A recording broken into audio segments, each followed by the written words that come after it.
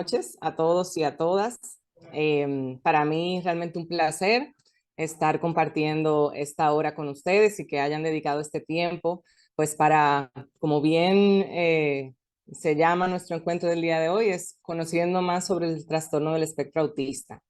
Como bien les decía Sergio, voy a pues espero poderles dar información nueva, actualizada, que terminemos después de esta hora todos un poquito más informados.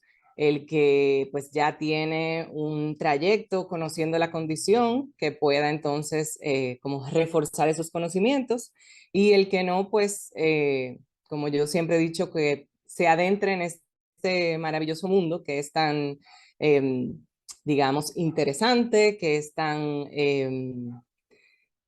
atractivo para el que, como es mi caso, pues lo diagnostica y lo estudia día a día, lo sigue investigando.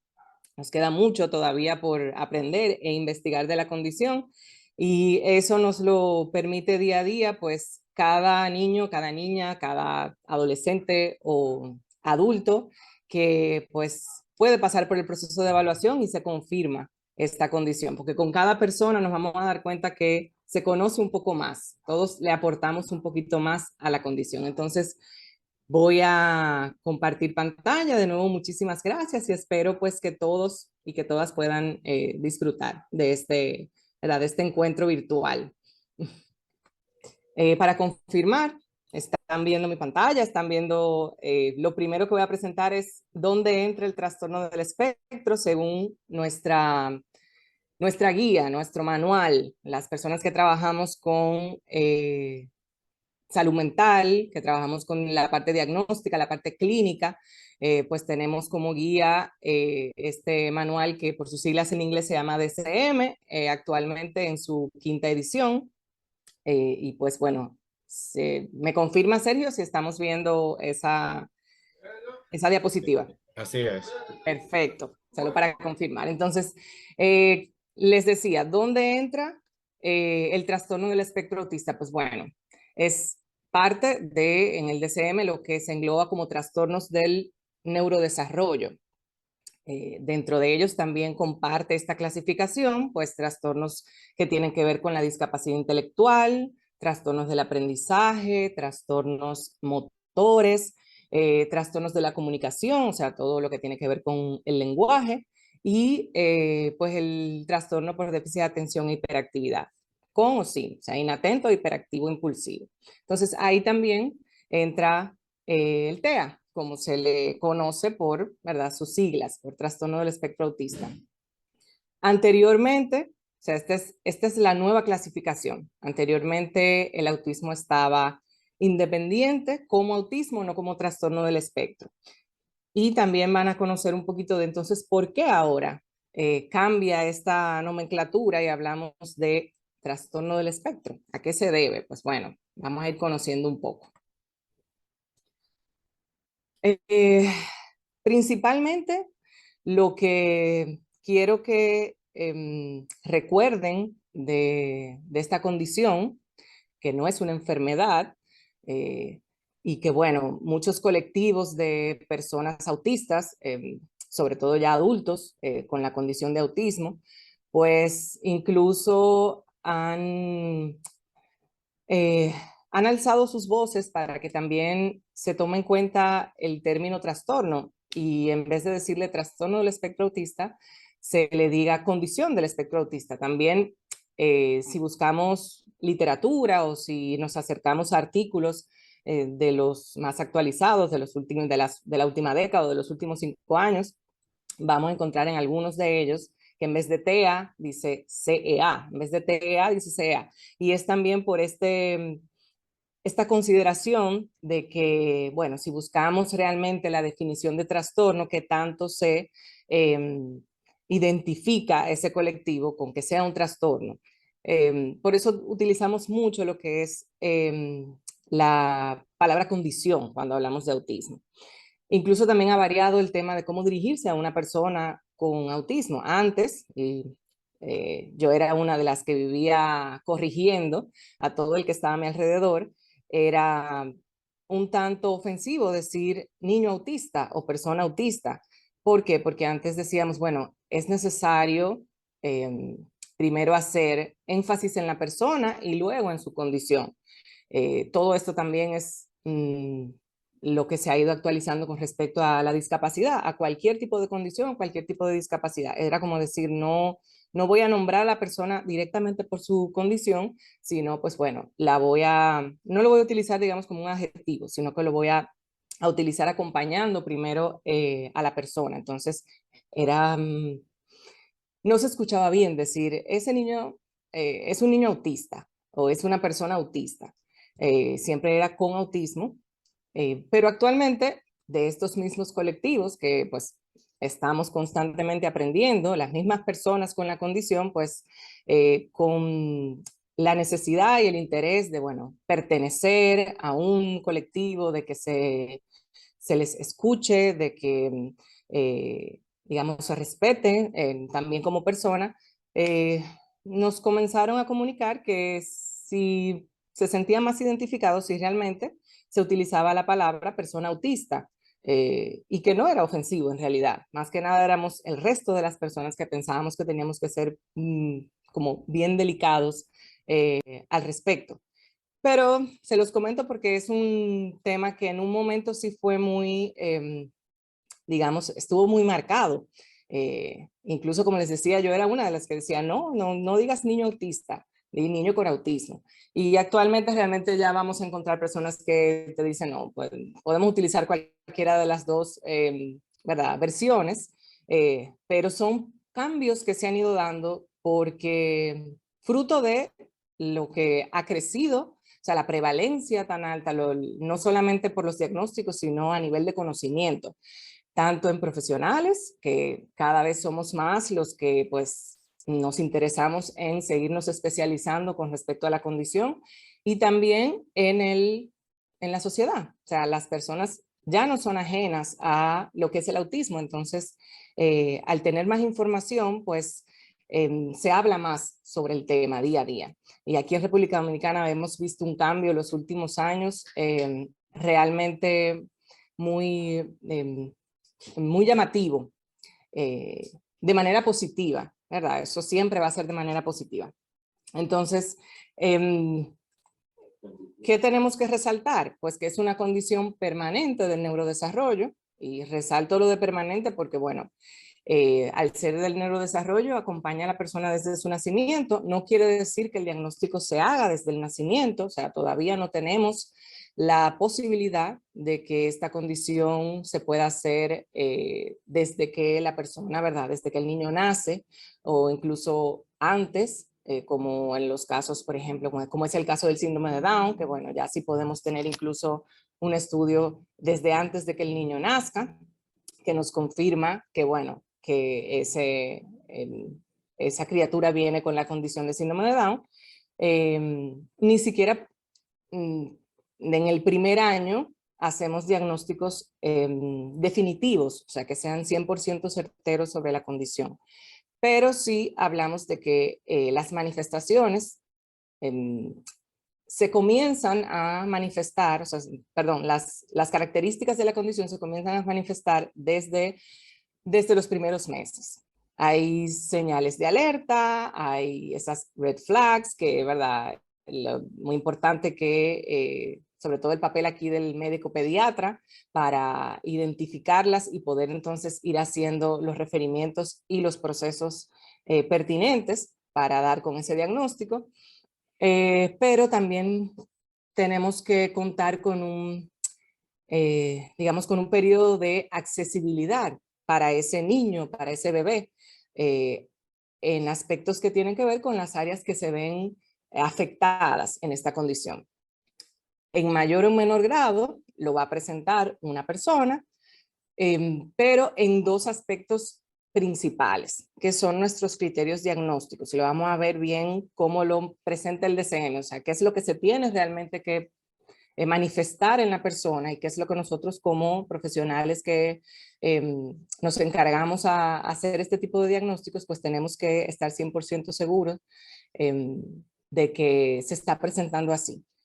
El primer factor es la parte de la interacción y comunicación social. Están juntas porque, pues bueno, para interactuar con otros tenemos que comunicarnos. Y por comunicarme no solo me refiero a hablar, que es el medio de comunicación, ¿verdad? Primordial a nivel mundial, pero sí cualquier tipo de comunicación. O sea, una persona pudiera no tener la capacidad de hablar y sí utilizar muchos otros medios para comunicarse. Entonces, esa interacción, esa comunicación social van de la mano. Y una persona con el trastorno del espectro va a presentar dificultades. Y luego, el otro aspecto es a nivel de manifestaciones conductuales o lo que también podemos encontrar como rigidez cognitiva.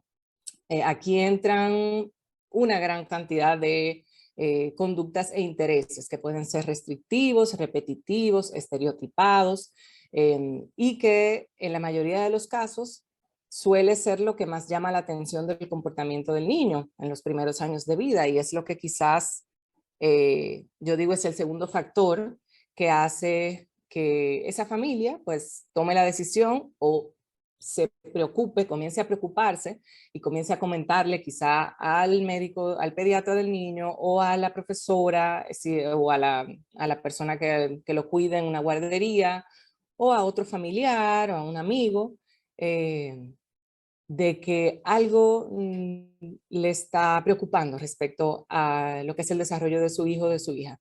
Yo digo que la primera señal de alarma que en la mayoría de los casos es que hace que la familia pues se acerque a profesionales o busque ayuda es cuando tenemos retraso en el desarrollo del lenguaje. Ya si vemos que es un niño que a cierta edad, donde debería de estar diciendo más que 4 o 5 palabras, no lo hace, entonces es una señal de alarma, es una situación que preocupa mucho y en mi opinión es la principal. Es por lo que, digamos, el motivo de referimiento que en la mayoría de los casos pues recibo o recibimos nosotros allá en la institución para iniciar el proceso de evaluación del niño. Causa del trastorno del espectro, bueno, no tenemos, o sea, todavía esta es la fecha en la que no podemos hablar de una única causa, ni siquiera claramente de la etiología de la condición, o sea, qué lo provoca, si hay algo en específico, si fue algo, digamos, postnatal o perinatal o prenatal, si es una condición genética al 100%, si alguno de los dos progenitores presenta alguna característica que es la que provoca o que es la que produce la condición, no. Entonces, por eso se habla de causa multifactorial. Base genética, sí, es lo que más se está estudiando. Lo que pasa es que hasta el momento no tenemos o sea, no podemos hablar como en el caso de la condición de síndrome de Down, donde ya específicamente se puede identificar mediante una toma de sangre y ¿verdad? Un estudio citogenético, qué es lo que provoca esto y bueno, dónde está digamos, la, la variación a nivel genético que produce esta condición. Y sí también se habla de, o se siguen estudiando factores que aumentan su incidencia, factores que tienen que ver, sí, por ejemplo, con quizá edad de progenitores, prematuridad, bajo peso, condiciones durante, situaciones que se presentan durante la gestación, pero como les digo, todos los factores se toman en cuenta, ninguno hasta la fecha es 100% determinante o se habla de una sola causa o de un solo factor que provoque la condición. O sea, les traje un poco sobre la prevalencia. Esta gráfica no es la más actualizada. Vemos que data del 2021, ya hay datos del 2023. Lo que vamos a encontrar a nivel de teoría, ¿verdad? Investigaciones, en la mayoría de los casos tienen que ver con población de Estados Unidos o europea. Latinoamérica tiene una dificultad en, ¿verdad? En esta medición y no tenemos datos, digamos, que sean certeros con respecto a la prevalencia del autismo en Latinoamérica. Y cuando hablamos de prevalencia, pues bueno, siempre estamos pendientes de, por ejemplo, este centro, el Centro para el Control y Prevención de Enfermedades, que constantemente está haciendo, les está dando seguimiento, como podemos ver en la gráfica, que ya lleva un seguimiento desde, ¿verdad? En comparación a cómo era en los 70 hasta ahora, la última del 2021, donde se hablaba de 1 cada 44 niños. 2023 ya estamos hablando de 1 cada 36. Pero realmente lo que ellos quieren marcar con eso es que sí, es una prevalencia que va en aumento y va a continuar siempre en aumento. ¿Qué ha cambiado? Aparte de que, pues sí, es una, o sea, sí la estamos encontrando con mayor frecuencia en niños, y estos son investigaciones que se hacen incluso en niños ya escolares, o sea, en edades como de 8 años. Pero lo que ha hecho que esta prevalencia aumente es el conocimiento.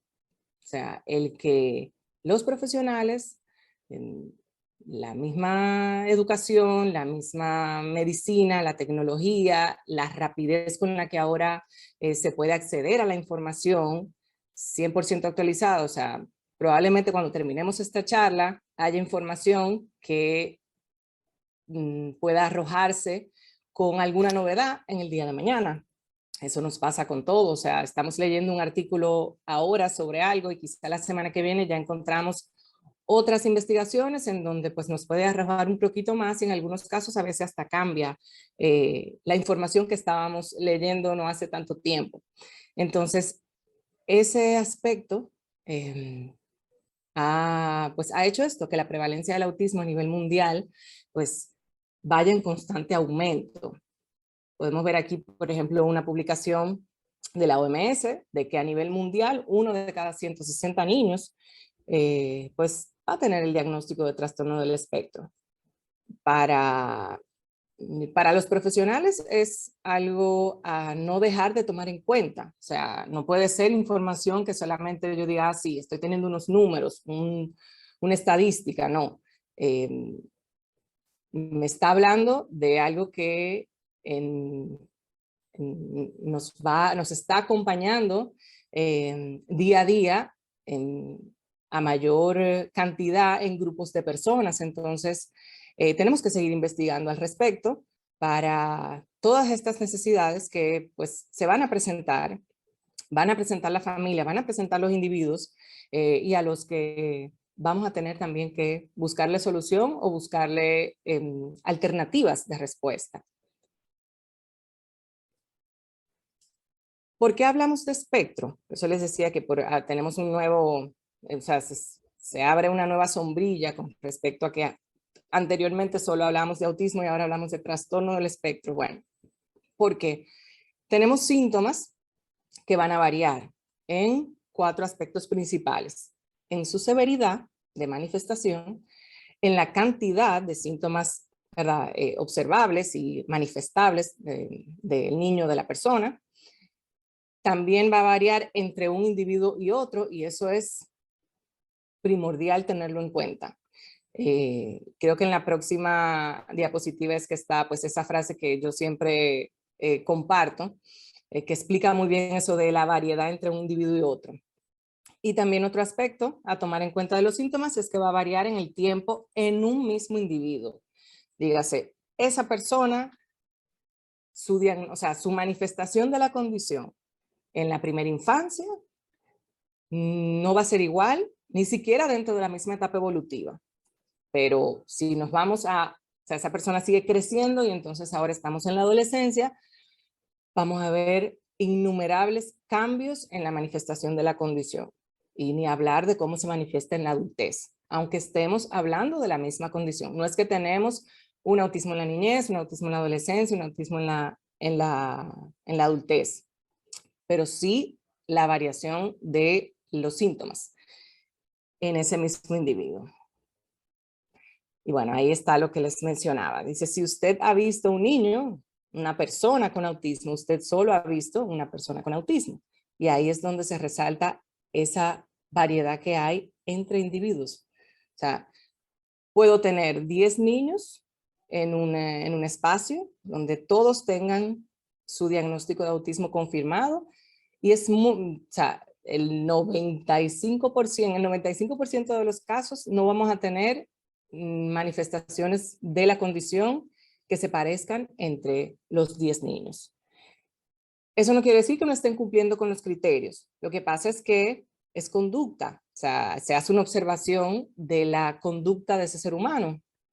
Y pues bueno, todos somos diferentes. O sea, ahí también entra en juego la parte de la neurodiversidad, que es naturaleza humana. La misma condición también tiene, y es por eso también hablamos, o sea, el término de neurodiversidad que ha ganado muchísimo terreno, para tomar en cuenta de que no es que son diferentes, todos realmente somos diferentes. Entonces, ¿por qué no dentro de la misma condición va a haber diversidad? No hay diferentes tipos de autismo, hay diferentes personas con autismo. Entonces, cada uno, o sea, cada individuo va a presentar sus necesidades específicas, va a tener sus niveles de apoyo específicos y va a necesitar, pues, sus acompañamientos también específicos, tomando en cuenta a cada persona. Por eso las intervenciones, los programas de tratamiento, de intervención, tienen que ser individualizados.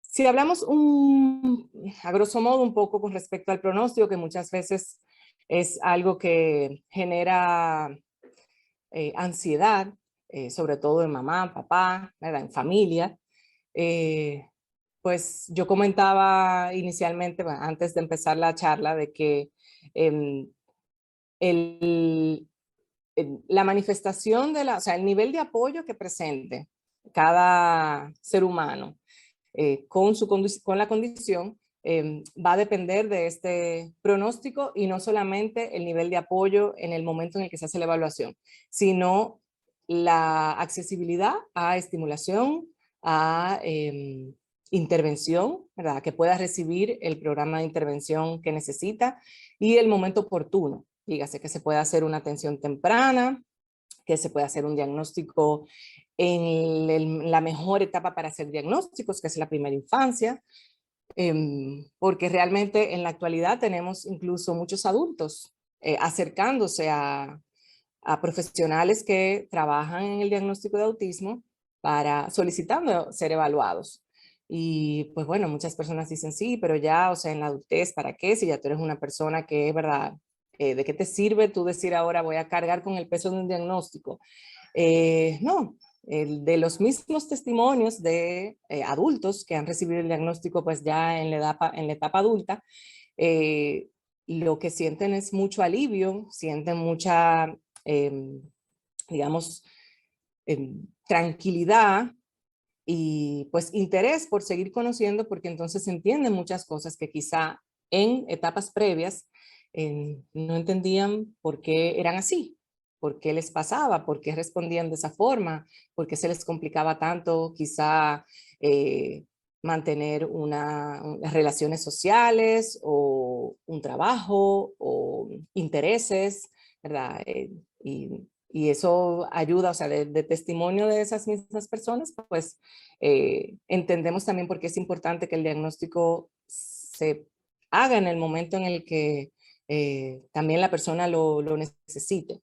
Incluso yo he tenido madres y padres que agotando el proceso de evaluación de sus niños, pues han hecho muchas preguntas, se han acercado ya de manera personal con el interés de ser evaluados también, porque dicen, yo conociendo todo esto y el proceso de evaluación de mi hijo y pues teniendo el diagnóstico y todo lo que se ha indagado, todo lo que la información que nos han dado, pues yo creo que es lo que a mí siempre me ha sucedido, o sea, es lo que yo entiendo que es que quizá yo tengo la misma condición que tiene mi hijo. Eh,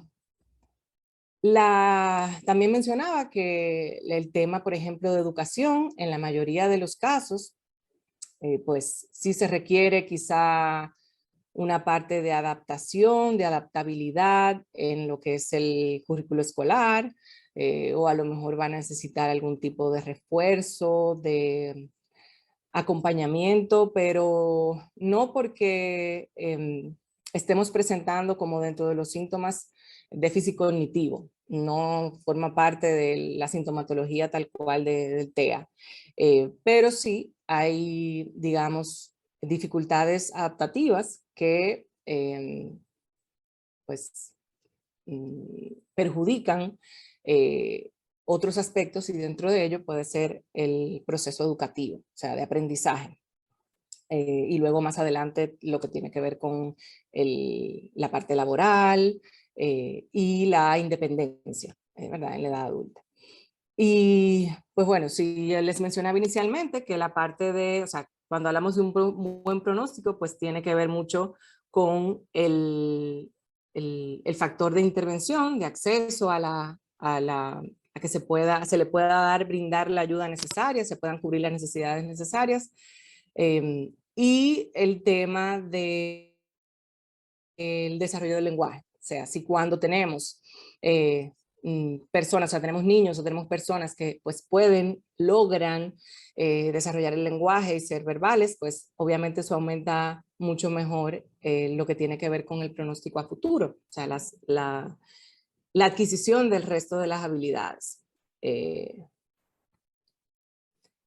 Aquí vemos los criterios diagnósticos, no me voy a meter muy en profundidad, esto es bien, digamos, esto sí es información tal cual del manual, es bien técnico para nosotros, pero bueno, estos son los criterios que se toman en cuenta. Deficiencias persistentes en la comunicación social y en la interacción social. Patrones repetitivos y restrictivos de comportamiento, intereses o actividades. Tienen que estar presentes los síntomas en las primeras fases del periodo del desarrollo. En la mayoría de los casos se toma en cuenta que o sea, hay una causa de un deterioro significativo en lo social, más adelante en lo laboral, en otras áreas, ¿verdad?, de funcionamiento habitual de ese ser humano. Y estas alteraciones o estas dificultades pues no se explican mejor por aspectos que tienen que ver como si fuera un diagnóstico de discapacidad intelectual o un retraso global del desarrollo. O sea, que son dentro de lo que hay que hacer del diagnóstico, pues están lo que nosotros llamamos diagnósticos diferenciales. Entonces, yo tengo que estar segura o seguro como profesional de que estas dificultades que está presentando este niño o esta persona no tienen que ver con otro diagnóstico que pudiera ser causa de confusión. Y muchas veces sí, muchas veces tenemos muchos falsos positivos en donde se concluye con un diagnóstico de autismo, pero al final cuando se hace realmente el procedimiento como tal, como se debe, pues se llega a la conclusión de que no, de que quizá es algo muy específico en la parte de la comunicación, o entraría dentro de trastornos de la comunicación y no dentro de trastornos del espectro autista, o algún otro factor a nivel conductual. O incluso, bueno, ya diagnósticos diferenciales podemos tener una gran cantidad. Entonces es muy importante que eso también se esté claro de que no se trata de otro diagnóstico. Por eso a veces los diagnósticos no se dan con quizá la rapidez que una familia quisiera. A veces el proceso de diagnóstico se toma mucho más tiempo, tienen que involucrarse otros profesionales, o sea, debe de ser un diagnóstico que se haga de manera multidisciplinaria. Y no siempre se da un diagnóstico definitivo, o sea, no está mal que estemos hablando de que hay, digamos, hay manifestaciones de la condición, pero no tenemos la seguridad en este momento de que al 100% estamos hablando de autismo.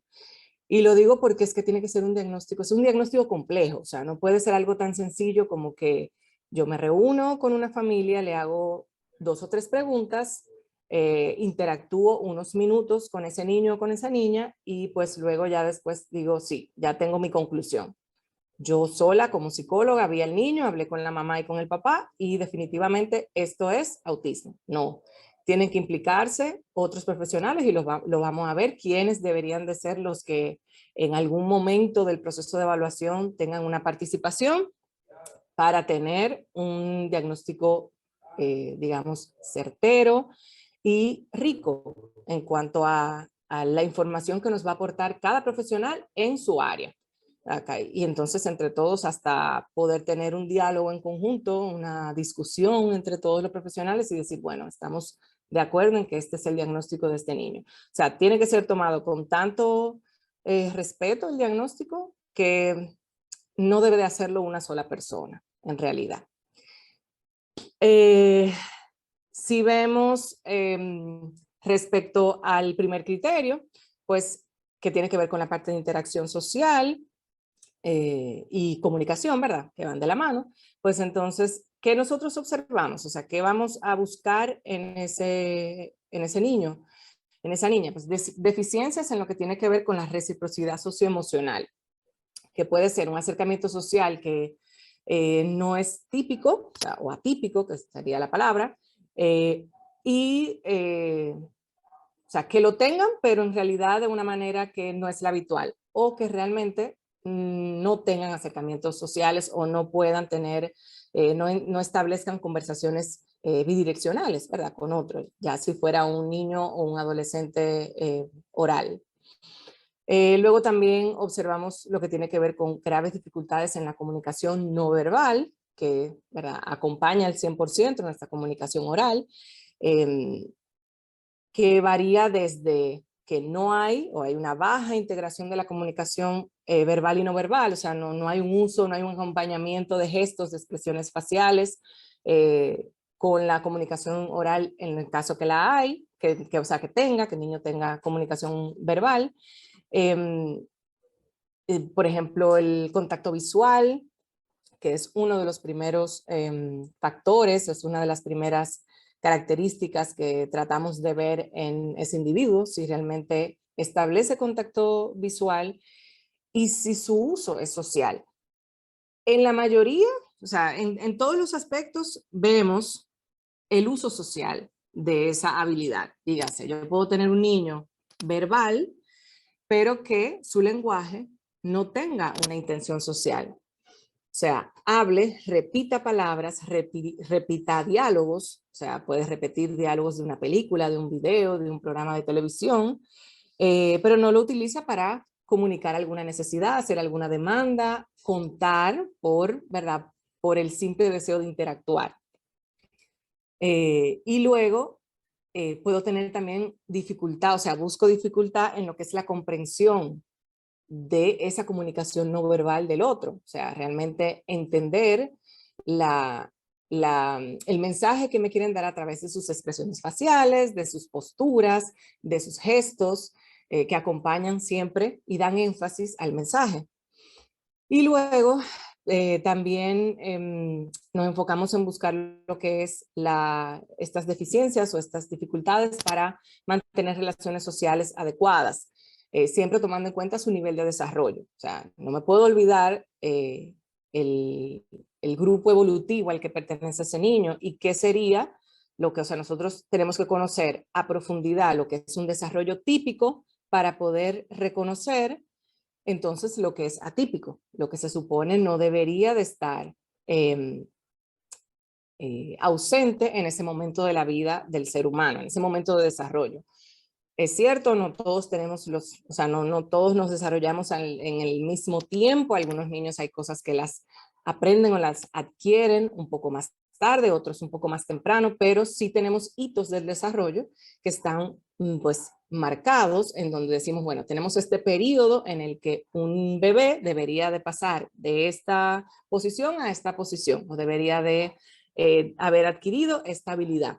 Cuando ya tenemos un periodo por encima de ese primer hito del desarrollo, entonces estamos hablando de que ya nos está presentando un retraso en ese hito del desarrollo y tienen que ser cosas que nos tengan que llevar a, ¿verdad?, a poner el ojo en eso, no digo a preocuparnos de una manera alarmante, pero sí mantener siempre en observación y en comunicación con ese profesional que es quien hace el seguimiento desde su gestación, que es el pediatra principalmente. En la parte conductual de lo que les mencionaba, también escuchamos lo que tiene que ver con rigidez cognitiva, que son esos patrones restrictivos, repetitivos. Ahí entran intereses, ahí entran actividades. Pues bueno, vamos a tener todo lo que tiene que ver con estereotipias motoras, que son movimientos, no solamente motoras, sino también estereotipas del habla, que es ese constante repetir, esa ecolalia, si hemos escuchado el término.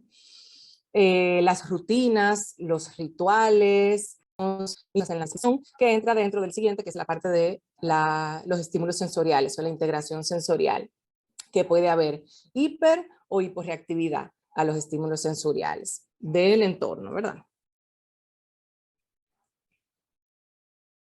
Les quiero presentar la parte de niveles de apoyo, pero es haciendo énfasis en que no hablamos de tipos de autismo. Anterior, bueno, todavía me encuentro con esto en la actualidad. Tengo profesionales y tengo familias que se enfocan mucho en qué tipo de autismo tiene mi hijo. ¿Es leve, es moderado, es severo?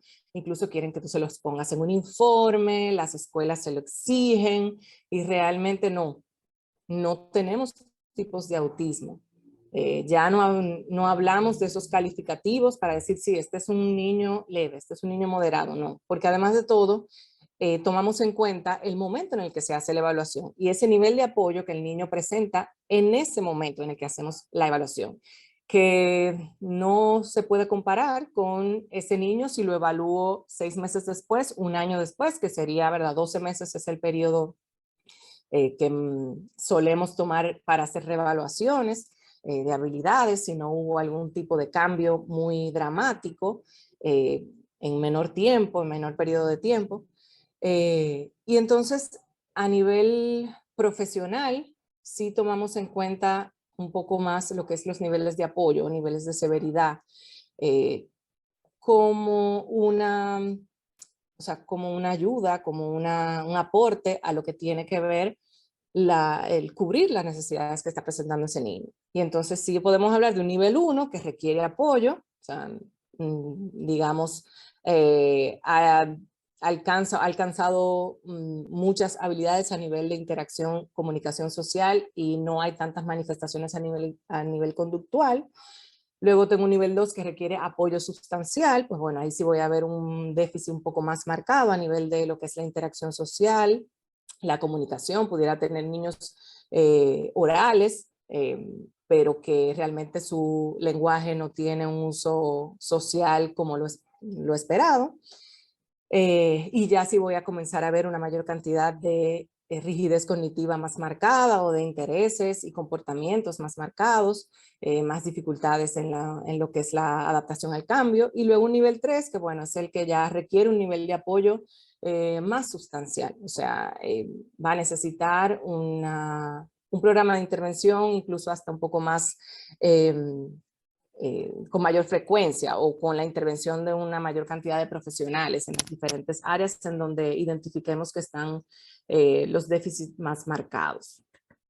Ahí podemos ver, cuando hablamos de estos niveles de apoyo, bueno, niveles de severidad de la manifestación de la condición, pues bueno, nos enfocamos en niveles funcionales, no en marcar, o sea, en resaltar las deficiencias, sino en destacar en dónde entonces tenemos respuesta de ese niño, o sea, donde tenemos habilidades que ya han sido adquiridas y en cuáles, o sea, primero seguir reforzándolas, porque a veces decimos, sí, solo nos enfocamos en trabajar lo que no logra y dejamos de lado lo que sí está, o sea, lo que sí ha alcanzado, lo que ya sí ha aprendido, ha adquirido.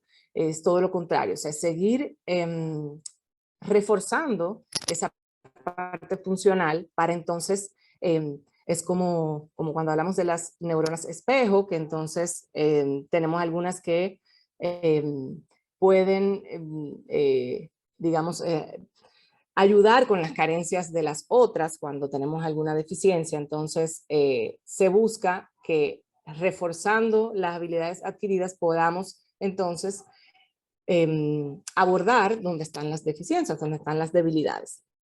Estos niveles van a cambiar siempre con el tiempo. cambian con la intervención. Ese es el fin, o sea, ese es el objetivo principal de lo que es la intervención en cualquier tipo de condición, en cualquier tipo de discapacidad, y van a fluctuar dependiendo del contexto del niño. O sea, muchas veces nos damos cuenta de que hay ambientes, o sea, el ambiente escolar, el ambiente del hogar, pues son ambientes totalmente distintos. Entonces, eso también va a generar que tengamos niveles de apoyos distintos o niveles de severidad de manifestación distintos de la condición. La evaluación. Vamos a entrar entonces un poquito en cómo es el proceso de evaluación. Les decía, es una evaluación que tiene que principalmente ser multidisciplinaria. Tienen que trabajar varios profesionales que estén especializados, que tengan entrenamiento, que tengan experiencia. Uno puede hacer muchos cursos, talleres, másters, leer mucha información. Si no está en contacto con niños o con personas con la condición, no, o sea, no se enriquece al 100% de la condición. Uno aprende sobre autismo conociendo a personas con autismo, entonces aprende más sobre la condición. Entonces, ¿qué no me debe faltar en el proceso de evaluación y diagnóstico? Bueno, hacer una buena historia clínica, hacer un buen levantamiento. También sabemos que la prevalencia aumenta en familias en donde ya tenemos diagnósticos previos de otros miembros de la familia, y entonces es muy importante, sobre todo a veces cuando tenemos hermanos mayores con la condición. Entonces aprovechar o tomar en algún momento de la etapa de la vida de ese hermano menor o esa hermana menor y hacer evaluaciones del desarrollo para ver cómo está evolucionando ese niño. No quiere decir que si tengo un hijo con la condición y tomo la decisión de tener otros hijos, pues voy a tener la misma condición en mis hijos. No, pero sí o sea, estadísticamente hay una prevalencia mucho más alta en familias que ya tienen miembros con la condición. Tengo que hacer entrevistas, varias, no solamente de mamá, no solamente de progenitores. Puedo tener entrevistas si el niño está escolarizado o en una guardería con su cuidador o con personas que se encarguen del cuidado del niño. La observación directa, no puedo hacer un diagnóstico si no estoy observando a ese niño y si no estoy interactuando directamente con ese niño o con esa niña. Tengo que saber del curso del desarrollo, tengo que estar claro y clara de lo que son los hitos del desarrollo, de lo que es esperable, para entonces, como les decía, identificar lo que no está bien, lo que es atípico para esa edad de ese bebé o de ese niño. Y luego tienen que utilizarse instrumentos de evaluación que son específicos para el diagnóstico de esta condición, que bueno, pues gracias a las investigaciones y a los, ¿verdad? A los autores, pues actualmente los hay. Entonces, parte del equipo multidisciplinario que debería o que puede formar parte de este grupo para llegar a este diagnóstico, pues empezando principalmente por el médico pediatra, y luego podemos contar con participación de lo que tiene que ver con neurólogos pediátricos, con psiquiatras, ¿verdad? Psiquiatra infantil, con psicólogos, neuropsicólogos y luego especialistas, por ejemplo, como terapeutas ocupacionales que aportan, enriquecen mucho el diagnóstico y sobre todo para hacer diagnósticos diferenciales, y especialistas en la parte del lenguaje, o sea, ya sea logopedas, fonoaudiólogos, terapeutas del habla. No nos limitamos solamente a este grupo, pueden participar incluso otros profesionales del área de la medicina. Actualmente están participando mucho de los diagnósticos los nutriólogos, los endocrinólogos para diagnósticos médicos que tienen muchas manifestaciones conductuales que se asocian con el autismo cuando hay alguna condición médica que tiene que ver con una de esas especialidades. Entonces, tiene que ser pensado en que debo ver la mayor cantidad de aspectos de ese ser humano, o sea, tomar en cuenta a profundidad no solamente la parte que observo a nivel conductual o la parte de la evaluación del desarrollo. Dentro de lo que son las pruebas complementarias que van a ser requeridas, es necesario. Muchas familias a veces nos dicen, pero es que hay que hacerle estudios y no entendemos bien por qué y para qué. Entonces, si esos estudios no me van a decir que el niño tiene autismo, ¿para qué? Es cierto, no existe hasta la fecha una prueba de sangre, ni una imagen neurológica, ni un estudio de electroencefalograma que en su conclusión nos diga autismo. Eso no, eso es un error, eso es falso, eso no es una realidad. Si yo voy a hacerle un electroencefalograma a mi hijo y en la conclusión me ponen que el niño tiene autismo solamente porque tuvieron esa imagen, ¿verdad? Bueno, esa lectura de la actividad cerebral de mi hijo, no, están muy equivocados. Pero sí acompañan, o sea, son pruebas que complementan el diagnóstico, que pueden ir desde, bueno, hacer todo un levantamiento analítico para ver si ese niño está sano, que es lo primero que tengo que ver, o sea, si no tengo una condición de salud que esté generando quizá manifestaciones conductuales, porque el niño lo que tiene es una enfermedad. Y luego tengo que tener evaluación auditiva para principalmente saber si ese niño tiene registro auditivo y me está escuchando. Y que a veces tú dices, no me responde cuando lo llamo, no responde a sonidos, no. Bueno, tengo que primero descartar si el niño no tiene pérdida auditiva importante, que entonces lo esté aislando mucho más de su alrededor.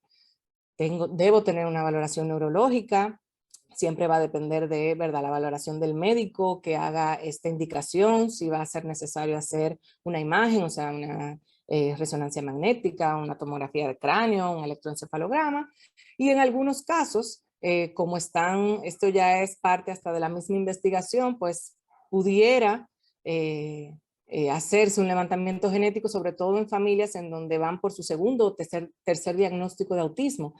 Es aporte también a la investigación.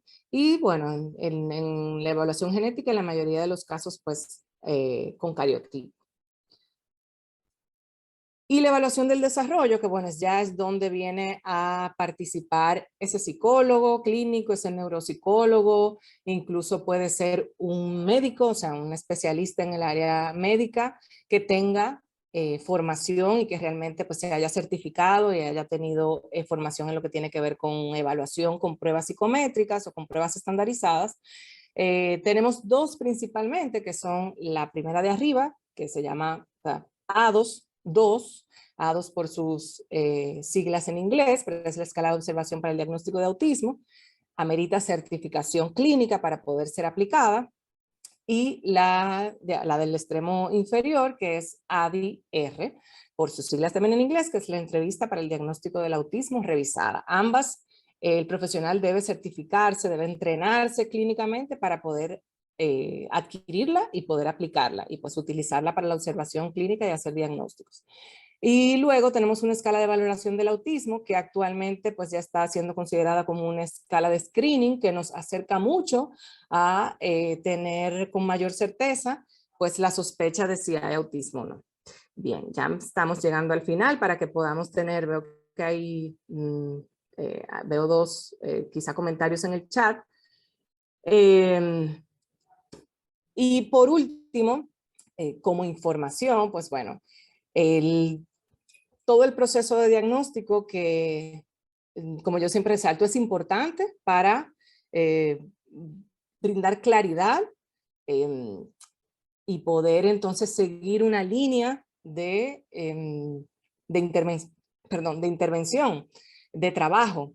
Porque bueno, si ya puedo ponerle nombre a lo que está sucediendo, pues entonces voy a estar más guiado para lo que se tiene que seguir haciendo.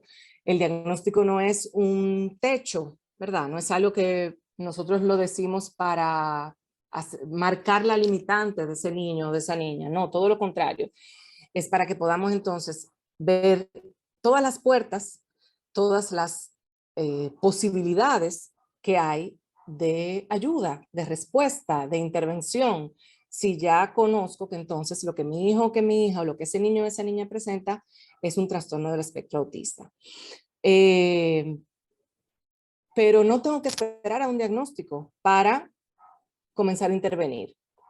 Muchas veces, como les decía, el proceso del diagnóstico se puede llevar un tiempo incluso más largo que lo que quisiera el profesional. Pero ya las debilidades están detectadas. Entonces, ¿por qué esperar un diagnóstico cuando podemos comenzar a trabajar en las áreas en donde estamos viendo dificultades? Principalmente, como les decía, la mayoría de las veces nos llegan las familias porque tenemos dificultades en el lenguaje. El niño no habla, habla muy poco, habla muy mal. Y luego porque tenemos dificultades conductuales. Entonces, y si es un diagnóstico bien temprano, o sea que lo estamos haciendo antes de los 2 años, o sea en los primeros 18, 24 meses, entonces pues empezar con la atención temprana para estimular, para brindar espacios de accesibilidad a la estimulación y de la interacción social. Pero bueno, dentro de las intervenciones no biológicas que tienen en la actualidad una evidencia científica, esto se los quiero presentar porque aquí está un poco detallada este tipo de intervenciones, sobre todo que son, o sea, específicas para trastorno del espectro, más no es que no tengan, o sea, digamos, la, la respuesta, o sea, el éxito en cada persona, pues va a depender de cada persona. Hay familias que te dicen, no, yo intentamos con PECS con nuestro hijo y realmente no resultó. Esa no es la intervención, digamos, el sistema alternativo y aumentativo de comunicación que le funciona a mi hijo, le funciona otra cosa. Eso no le quita validez a la intervención, o sea, a la metodología, porque depende de cómo responda cada ser humano a estas intervenciones. Pero sí es muy importante uno poderse, o sea, informarse, buscar, indagar, preguntar. Ahora tenemos la información a la mano, tenemos el internet que nos ayuda a poder buscar mucha información. Entonces, antes de, porque hay muchos profesionales, que sí son profesionales, pero que están haciendo mucho daño también, están vendiendo fórmulas mágicas, están vendiendo terapias sanadoras, que están curando el autismo, que si hacemos esto, esto lo eliminamos en 5 meses, en un año como mucho, y realmente es una pérdida de tiempo, de dinero, y bueno, y de energía, o sea, de energía para esa familia que va con una esperanza, va con unas expectativas y al final se da cuenta de que lo único que hizo fue perder tiempo valioso para su hijo, para su hija, y bueno, y luego perder dinero que a nivel de intervenciones, pues es una condición que sí em, amerita ¿verdad? Un gasto importante a nivel de lo que es la intervención, porque son muy pocos los profesionales que están formados. No hay formación a nivel nacional, bueno, ha ido avanzando eso, gracias a Dios tenemos universidades que se están interesando, se están descubriendo que eso es un campo que hay que darle respuesta a nivel profesional, pero todavía es muy escaso, entonces suelen ser intervenciones costosas. Entonces, aquí se mencionan algunas y de las que tienen evidencia científica más sólida, y es que creo la que más van a escuchar, van a ver esas siglas, que es la ABA, o sea, ABA, sí, a nivel mundial, pero como les digo, hay personas que quizá han querido trabajar con ABA con su hijo y te dicen, no, conmigo no resultó, con mi hijo, con mi hija no resultó, tuvimos que intentar con otro tipo de intervención.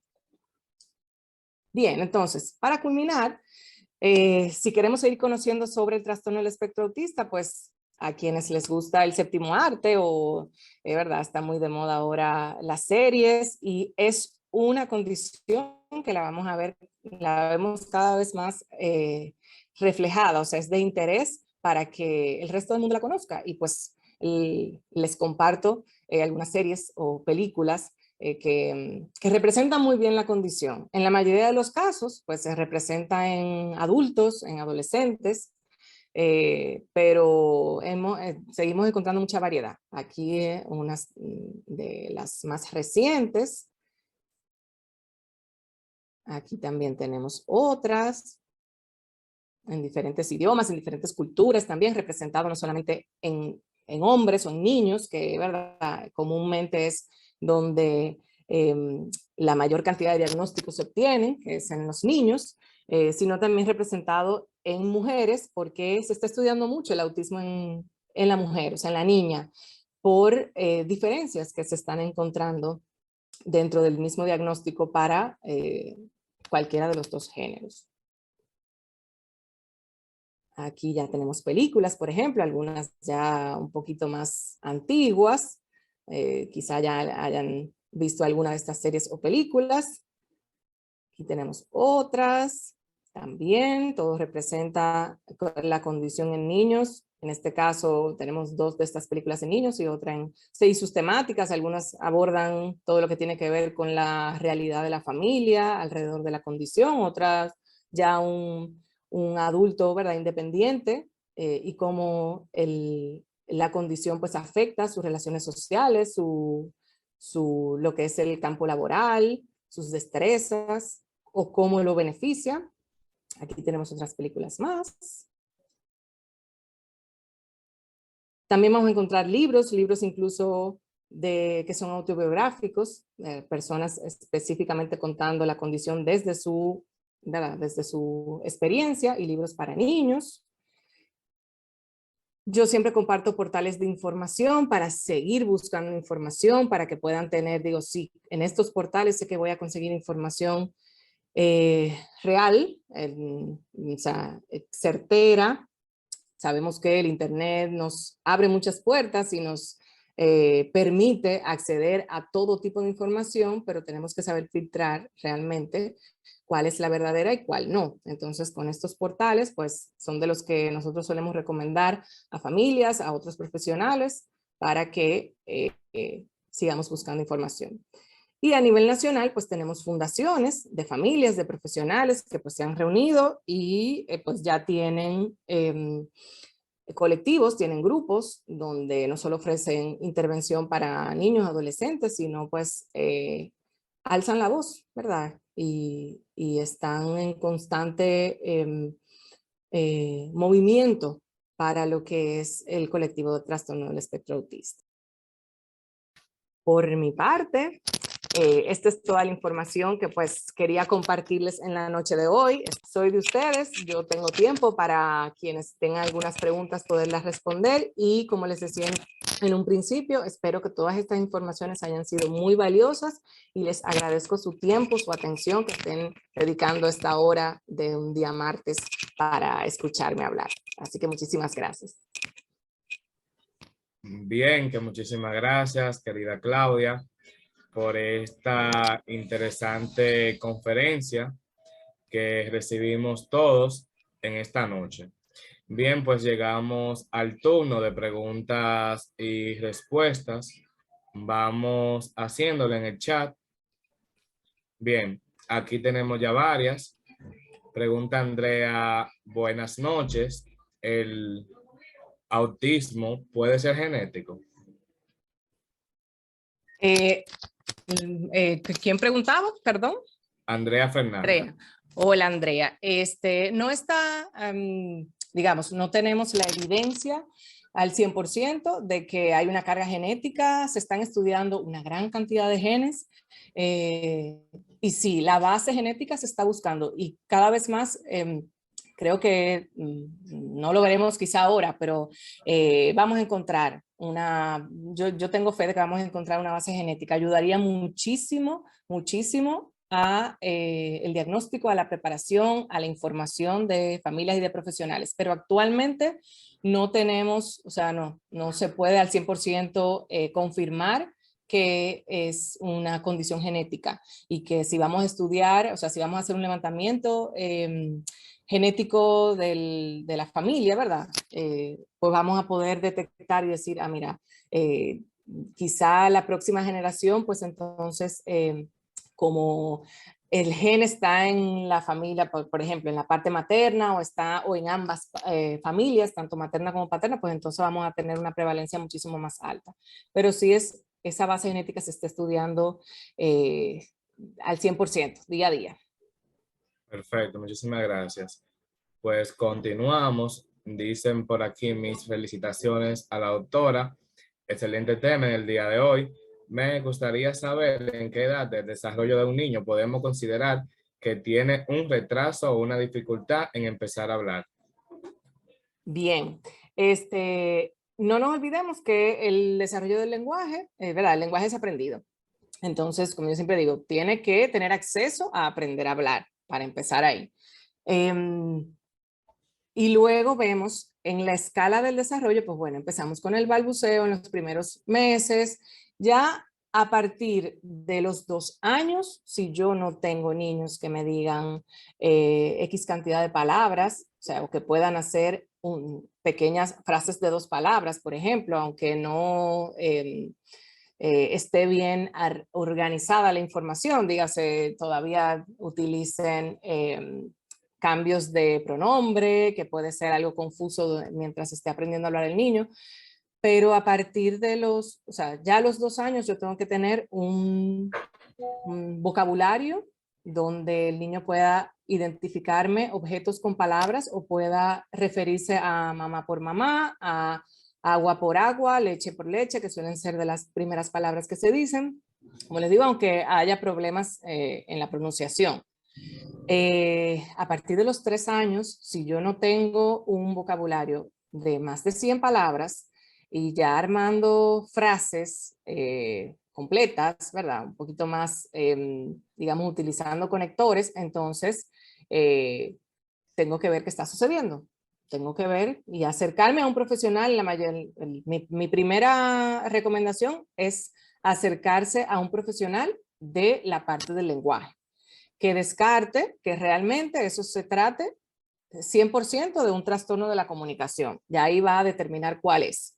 Puede ser un trastorno específico del lenguaje, puede ser la parte de la fluidez, o sea, lo que tiene que ver con la difluencia, si es que hay, o puede decir no, tenemos que hacer una evaluación más completa porque me parece que aquí hay algo adicional, que no es solamente el lenguaje, sino, bueno, puede ser producto de otra condición.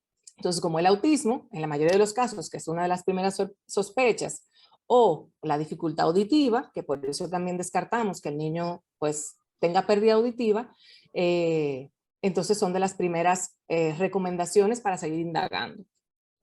Perfecto. Continuamos. Pregunta Federico Pérez, ¿qué tipo de tratamiento existen en la actualidad? Bueno, en la última diapositiva que presentaba de la mayoría de las intervenciones no biológicas, o sea, que tienen mayor evidencia científica, pero bueno, en el caso del autismo, si te resumo un poco a nivel de intervención, o sea, no de metodologías, o sea, no es hablar específicamente de ABA, sino decirte, bueno, ¿qué tenemos que trabajar a nivel de programa terapéutico? Bueno, atención temprana, o sea, que esa es estimulación inicial. Va a ser necesario en la mayoría de los casos trabajar terapia del habla, es una de las principales terapias que un niño o una niña con autismo necesita.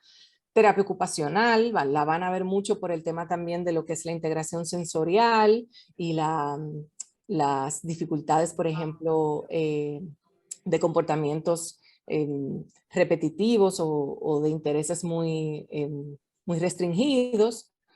Y bueno, y la intervención conductual, que también en un gran porcentaje de casos es necesario trabajar primero la parte de conducta para luego entonces poder continuar con el resto del programa de intervención. Perfecto. Pregunta Sobedas Rodríguez, durante el proceso del embarazo, ¿se podría de detectar algún indicio de que será una persona con autismo?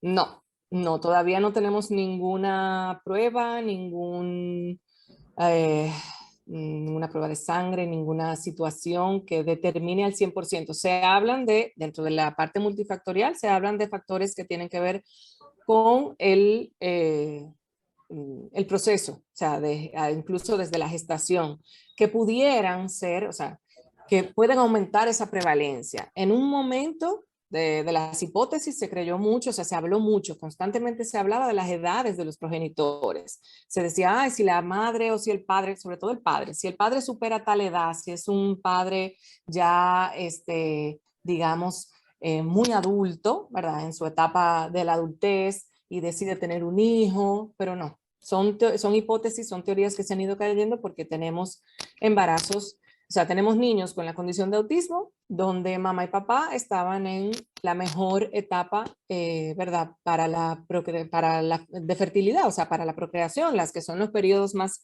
recomendados tanto para mujer como para hombre. Y luego también tenemos padres, progenitores que tuvieron hijos pasados los 45 años y no tienen diagnóstico de autismo. Entonces, actualmente no hay alguna prueba, algo que se pueda definir al 100% durante el embarazo, como para que esa madre y ese padre tengan la información de que probablemente su hijo o su hija que viene en camino, pues vaya a presentar la condición.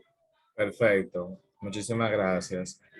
Vamos a leer algunas felicitaciones, que muchísimas gracias por todas esas informaciones. Excelente, excelente, Claudia, eres un sol. Gracias Gracias. por todo, un abrazo. Muchas gracias por invitarnos, gracias por toda esa información, muy interesante, educativa la conferencia, que me gustó mucho. Excelente charla, excelente exposición, felicidades para la doctora. Excelente, excelente, muy interesante, favor de enviar para volver a escuchar.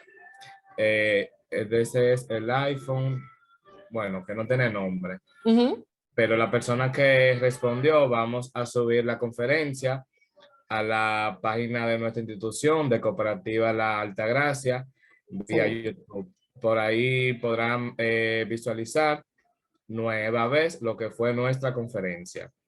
Bien, aquí tenemos una pregunta. Buenas noches, excelente exposición. ¿Existen algún centro o profesional que ofrezca terapias de lenguaje, de conducta e intervención temprana para niños que sea de bajos recursos? Bueno, sí iba a concluir dando la información del CAI. Para quienes no lo conocen, es el Centro de Atención Integral para Discapacidades, donde pues yo brindo servicios como encargada de ese departamento de evaluación y diagnóstico. Incluye la parte de atención y terapias, donde las que estaba mencionando son dentro del grupo de terapias que se ofrecen: atención temprana, apoyo psicopedagógico, intervención conductual, terapia ocupacional. Abarcamos desde la parte diagnóstica completa. Tenemos tanto división médica como división de evaluación del desarrollo en la parte de psicología, y luego la atención y terapias para, trabajamos específicamente con 3 condiciones. Principal, autismo, porque bueno, es la población más numerosa que recibimos, los diagnósticos, la mayor cantidad de diagnósticos es de autismo, y también síndrome de Down y parálisis cerebral. Es una institución pública, está aquí en Santiago, en Santo Domingo, pues bueno, ya tienen 2 sedes, y en San Juan. Atendemos a todo tipo de familias, no importa su estatus socioeconómico. Eso es un levantamiento que se hace a nivel de trabajo social. Tenemos un equipo de trabajadores sociales que pues hace todo ese tipo de evaluación. No es 100% gratuito, pero sí, dependiendo de ese levantamiento socioeconómico, pues una familia puede recibir todos los servicios por una cobertura del 100% por parte de la institución. O sea, eso es una realidad. Yo trabajo allá desde el primer día, tengo ya 8 años brindando servicios en el CAI. Sí tenemos una gran demanda, eso es cierto, cada día crece más. Por lo mismo que yo les mencionaba, tenemos una prevalencia que a nivel nacional lo vemos. O sea, no son países solo como Estados Unidos o en Europa y demás. No, aquí lo vemos, la prevalencia es cierta. Entonces, constantemente buscamos la forma de dar todo tipo de respuestas. Es cierto, muchas veces los tiempos son más largos de lo que la familia quisiera y de lo que los niños y las niñas lo necesitan por la gran demanda que hay, pero no dejen de tocar la puerta en el CAI, empezar por lo menos con el proceso, si pueden, o sea, si están recibiendo terapias, no tratar de hacer el esfuerzo de que por lo menos una de esas terapias la siga recibiendo el niño.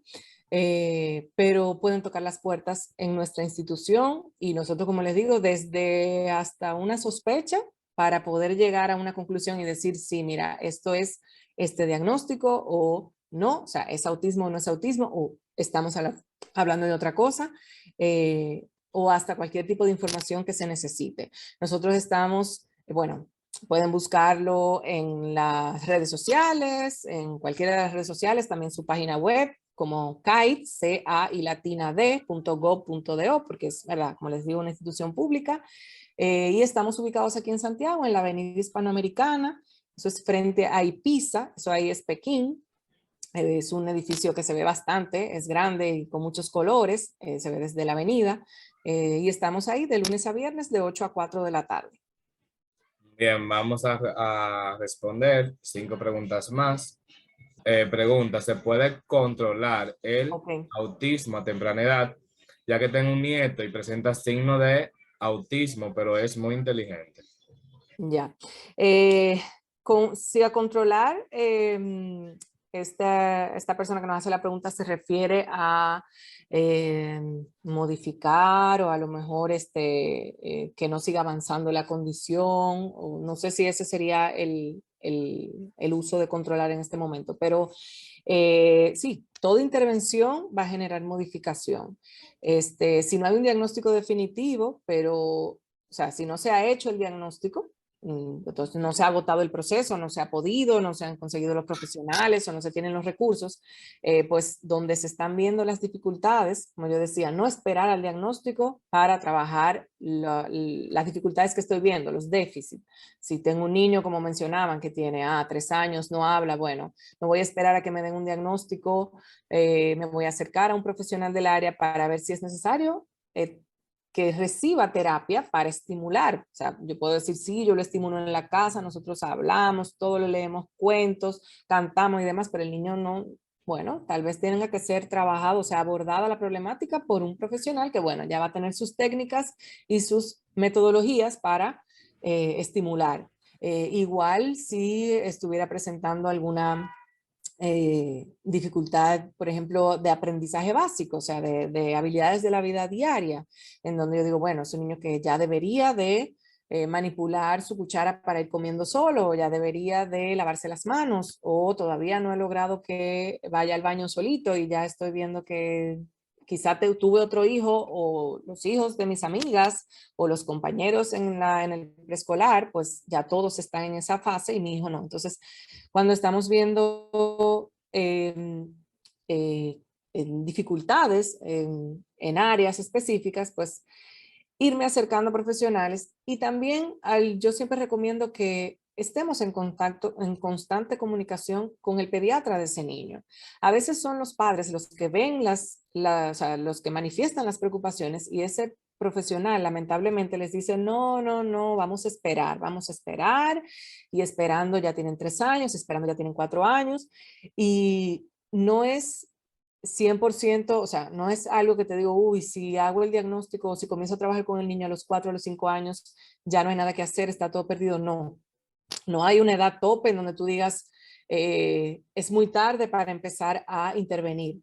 Ahora, sí es importante que mientras más temprana se haga la intervención, entonces vamos a poder tener mejores pronósticos. Entonces, por eso sí decimos, bueno, ¿por qué poner a esperar a una familia cuando ellos mismos te están diciendo, me llama la atención que mi hijo o que mi hija pues no hace esto y su hermanita mayor o su hermanito mayor ya a esta edad lo hacía y lo hacía de una manera que, ¿verdad? O sea, no es simplemente que decía 2 palabras, es que ya podía sentarse a hablar conmigo y me contaba que vio en el colegio o qué muñequito le gusta o qué quiere comer hoy para cenar.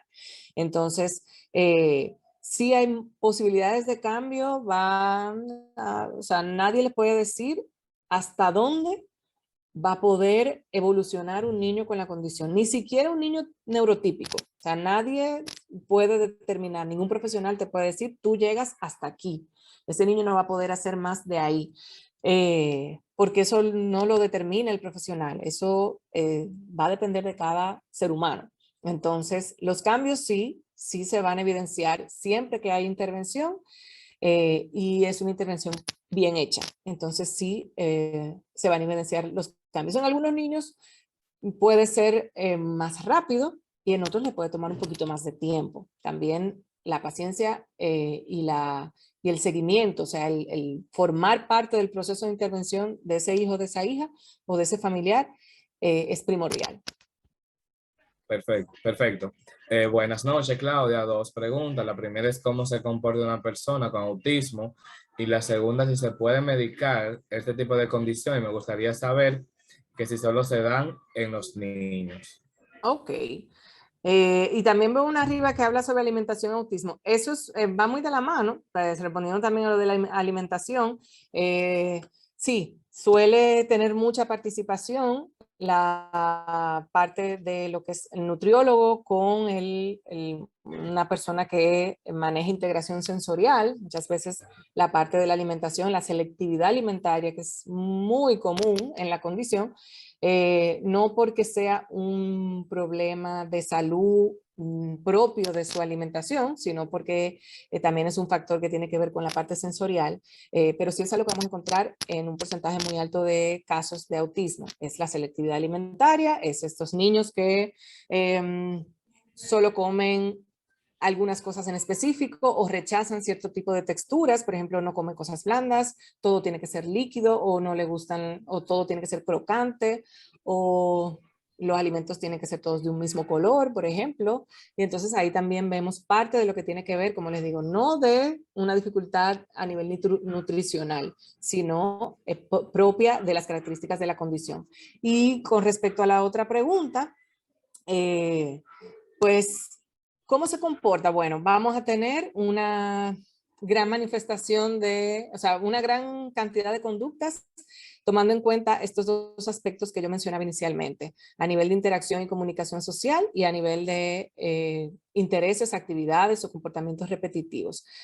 Puedo tener desde niños que no hablan, o sea, niños no orales a niños verbales, que hablan bien, que hablan mucho, que a veces hablan constantemente, o sea, tienen eso llamado verborragia, que todo el tiempo están hablando sobre sus temas de interés, repitiendo, o sea, aparece mucho lo que es la ecolalia, tardía e inmediata, o sea, niños que repiten tal cual el diálogo de un video que vieron en YouTube o de unos muñequitos que estuvieron viendo.